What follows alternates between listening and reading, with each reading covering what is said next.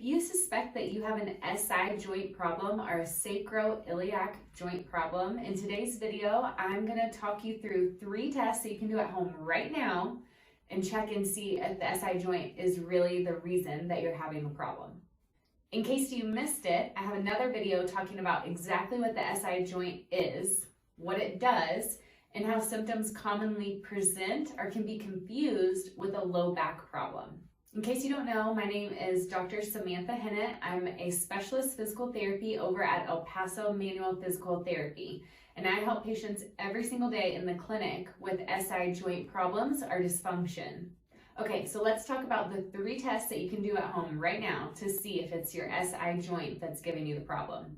So this first one is really easy. If somebody were to ask you, where's your pain? Can you point to your pain?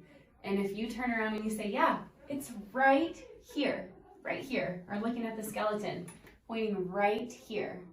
If that's where your symptoms are and you can easily point to them, it's likely an SI joint that's causing your problem. If you're looking here, where the hip bones meet the tailbone, these joints can often get stuck, and patients will say that their pain is exactly in that one spot. More often, if it's a back pain, if it's back or a disc issue that's giving you problems, you won't be able to point to one single specific spot that's causing you the issues. You'll say, well, it's kind of all across here, or it goes up all on this right side. So that's a difference. So again, if you say, yep, it's right here, then it's likely your SI joint that's causing you the problem. Okay, so the second test that I'm going to show you today is called the Resistive Hip Test. You stay seated, okay?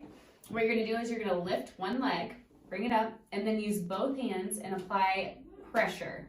You're going to really push as hard as you can, push, and don't let that leg go down, okay? And if you're holding here and that reproduces the symptoms that you're having, then again, it's likely this pelvic joint, this SI joint. Oftentimes patients will have issues when they're trying to do single leg things, like trying to put on their pants, or trying to put on their shoes while they're standing. They have a lot of times patients will say, I have pain trying to put on my pants or just trying to put on my shoes, because whenever you're in that standing on one leg, it puts a lot of pressure through your SI joint. It has to compensate quite a bit to be able to keep you level and upright to do that.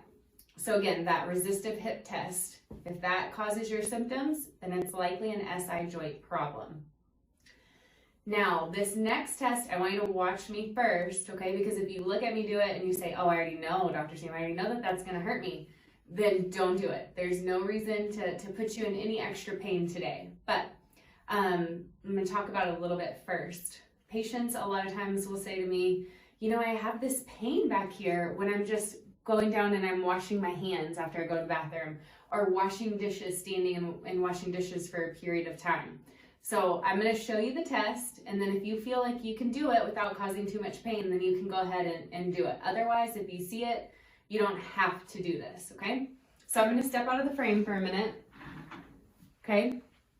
So imagine that you're standing and you're leaning forward, right? About maybe 6 inches forward, and you're going to hold this for maybe 15 to 30 seconds. Now, if you start to have pain immediately, stop. There's no reason to keep pushing through.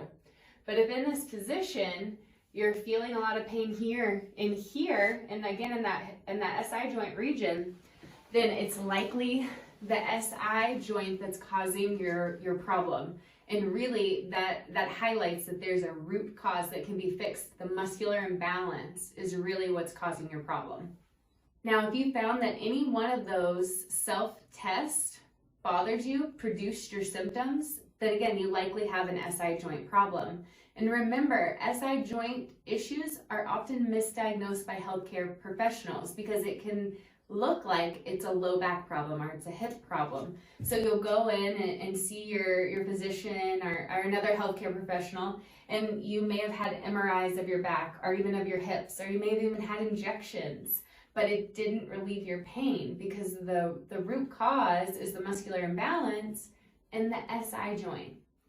But don't worry, because your SI joint problem can be fixed without medications, without surgery, and without injections while you maintain an active, healthy, and mobile lifestyle.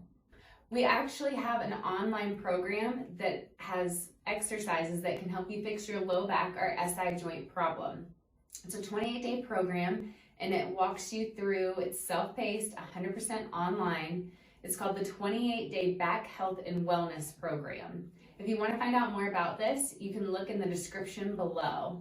Now, if you liked this video and the one before that talked about what the SI joint does and how problems can present like a low back problem, then you're going to love our next video. I'm going to walk you through 3 exercises that you can begin doing today without any equipment to start fixing your SI joint problem. So be on the lookout for that. Subscribe to our channel and get a notification whenever that gets released. Or if this video has been out for a while, you can find the link in the description below. All right, see you soon. Bye.